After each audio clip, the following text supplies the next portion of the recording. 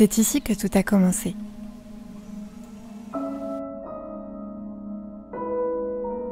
Les rêves,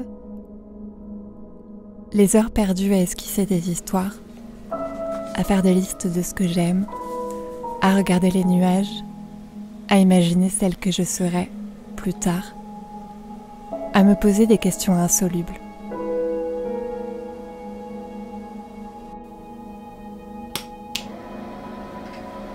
Cette tapisserie passée de couleurs, improbable, tu peux le dire, c'est moi qui l'ai choisie, enfant. Mon père a bricolé cette pièce. Il y travaillait le soir après son boulot à la lumière d'un projecteur. Véronique Sanson passait à la radio. Je suivais l'évolution des travaux. Je plantais un clou ici, là. Et à 10 ans, je me suis installée dans cette pièce. Ma première chambre, à moi toute seule.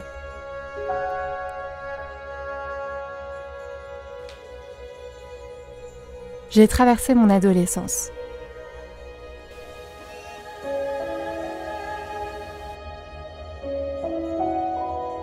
J'ai passé beaucoup de temps à me jauger dans ce miroir, à écrire sur mon lit, à faire craquer le parquet, à écouter la radio jusque tard dans la nuit, à essayer de deviner le futur.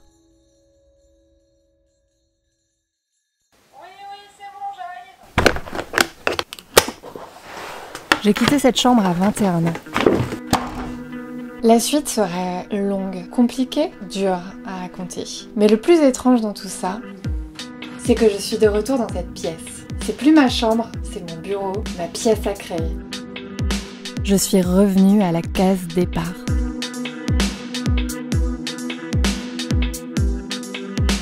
Si ça t'est déjà arrivé de revenir à un endroit où tu pensais jamais revenir, tu vas me comprendre. C'est que ça fait super bizarre en fait. Les repères que tu avais sont toujours là, mais ce ne sont plus les mêmes. Toi, tu es toujours là, mais tu n'es plus la même. C'est assez déroutant et parfois je me demande si ça signifie pas quelque chose. Entre les deux points, hier et aujourd'hui, rien n'a été linéaire. Il y a eu des périodes de lumière, des périodes sombres, des périodes de lumière, des périodes sombres.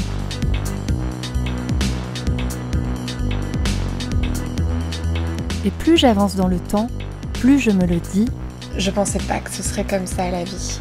Et c'est comme si ma plus grande réalisation jusqu'à présent, c'était de me rendre compte d'à quel point je me trompais avant. Enfant, j'avais une idée claire des choses.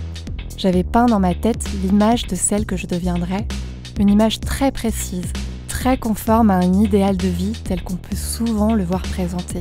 Si je prends un snapshot de ma vie et que je la superpose à cette image-là, on va dire qu'ils correspondent pas trop l'un à l'autre. Est-ce que j'ai échoué ?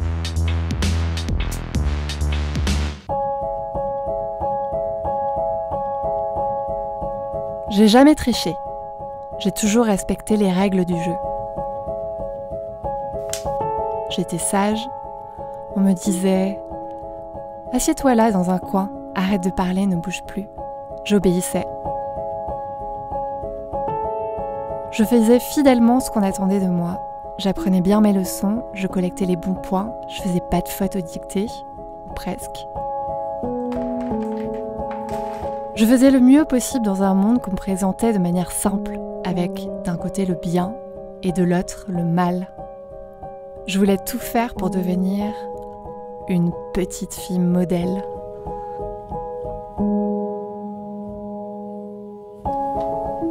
À la fin de mes études, j'ai eu une dissertation sur le sujet « Qu'est-ce que réussir sa vie ?» Et je me souviens plus trop ce que j'avais écrit dedans, mais j'avais pas eu une très bonne note. C'est marrant parce que je me suis beaucoup posé ces questions existentielles. Qu'est-ce que la réussite ? Qu'est-ce que le bonheur ? Qu'est-ce que le sens de la vie ? C'est comme si j'avais été en dissertation permanente une bonne partie de ma vie. Pendant longtemps, j'ai cherché une théorie de la vie, comme un manuel ou une anti-sèche que quelqu'un me donnerait quelque part et qui me donnerait toutes les bonnes réponses. Et j'ai longtemps été confuse, voire même triste, parce que j'étais incapable de répondre à ces questions. Simplement.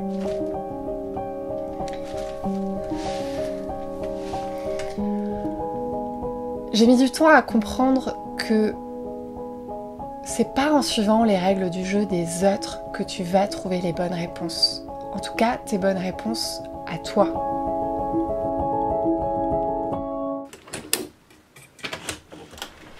Le but du jeu, de ton jeu, de ta vie, il n'y a que toi qui puisses le cadrer. Personne ne peut te dire si tu as la bonne réponse ou pas. Il n'y a pas de bonne réponse. Personne n'a à juger. La seule chose que tu puisses faire, c'est te demander, jour après jour, est-ce que ce que je fais me paraît juste ? Je pensais pas que ce serait comme ça la vie, et heureusement, parce que dans ma case de départ, je me sentais enfermée, bloquée, et je tournais en rond. Quand on est ado ou jeune adulte, on essaie de deviner où on va, de planifier, de faire des plans sur la comète, d'atteindre des objectifs, et on est impatient d'aller à la case d'après et de connaître la case d'arrivée. Super tôt, on formule des idées sur le monde, sur soi, on se dit que le monde est comme ça, qu'il marche comme ça, qu'on est comme ça. Mais tout ça, c'est des représentations. C'est une façon de voir les choses. Juste une façon. Ce qu'on voit pas à ce moment-là, c'est que c'est comme si on avait une fenêtre qui donnait sur une cour fermée et il nous manque encore plein d'expériences, de connaissances pour vraiment composer notre paysage et gagner en perspective. La vie, c'est pas une théorie. Il n'y a pas de schéma simple, le monde il est complexe, la vie elle est imprévisible. Et ça peut donner un vertige immense. Et on avance dans un environnement instable. Il y a des marasmes, des secousses, des tempêtes, des calmes plats, trop plats, des lagons quand même parfois. Et il faut qu'on pilote sa barque dans tout ça. Et il faut accepter de naviguer à vue, il faut accepter de lâcher prise sur les petites choses, de garder le cap sur les grandes choses, les choses importantes. Il faut accepter que parfois ce soit le brouillard, que tout soit pas linéaire, que tout soit pas au top niveau. Il faut accepter la complexité et c'est le premier pas pour vivre les choses de manière plus simple. Et il faut jamais oublier que la vie, c'est pas ce que tu crois. La vie, c'est pas la situation dans laquelle tu es maintenant, c'est pas la façon dont tu te sens aujourd'hui, c'est pas la vision que tu as aujourd'hui du futur. La vie, elle s'arrête pas à une case, la vie c'est un ensemble de chapitres et tu peux pas les écrire d'avance, tu peux pas les deviner, tu peux pas les contrôler. Parfois on se dit, je sais pas ce que je vais faire de ma vie, mais en fait la vérité c'est que personne ne sait. Et que finalement, c'est beaucoup plus honnête de se dire qu'on ne sait pas. Je viens d'avoir 35 ans. C'est pour ça que j'ai écrit cette vidéo. Au début, j'avais écrit une version bien lisse. Et puis au dernier moment, je me suis dit non, c'est pas ça que j'ai envie de te raconter. Alors, je suis partie dans tous les sens pour essayer de te démêler ce que je voulais vraiment te dire. J'ai peut-être trouvé ma réponse à ce pourquoi je suis revenue à ma case départ. C'est que ici j'avais commencé à construire mon imaginaire, à écrire, imaginer des histoires, enregistrer des cassettes. Et c'était comme un bac à somme en fait dans lequel je balbutiais, j'essayais de comprendre les choses. Et aujourd'hui je suis plus à l'étape de la construction, de l'édification, où les choses elles ont un petit peu plus de sens. En tout cas, je suis rentrée dans un processus en fait plus de création. Je mets les choses bout à bout. J'en parle notamment dans ma lettre créative que je te partage le lundi. Pour s'inscrire, c'est sur mon blog. Si je regarde encore en arrière, dans ma vision du monde simple d'enfant, j'avais créé 2 dimensions. La réalité et les rêves. Et pour moi, les deux ne pouvaient pas converger.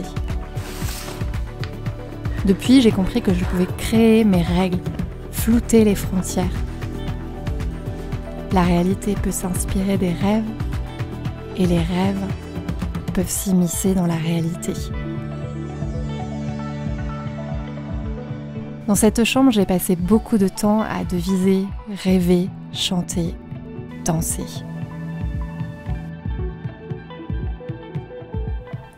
Si tu ne le savais pas encore, c'est le moment que je te le dise, c'est que j'adore danser. Par contre, je suis incapable de suivre un cours de danse. Mon corps suit une intuition, une intention, mais pas une direction. Et je me demande si c'est pas une chouette métaphore sur la vie.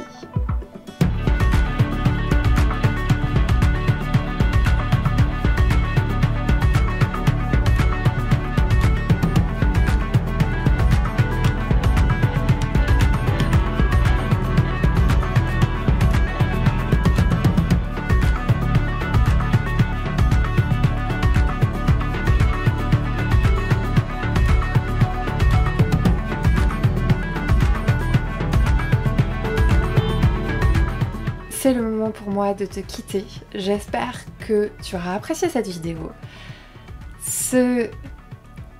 J'avais envie de prendre un peu de recul et j'espère que ça fera pas trop blabla sur la vie, ni même rédaction d'un manuel ou d'une anti-sèche sur la vie. C'était pas du tout mon objectif.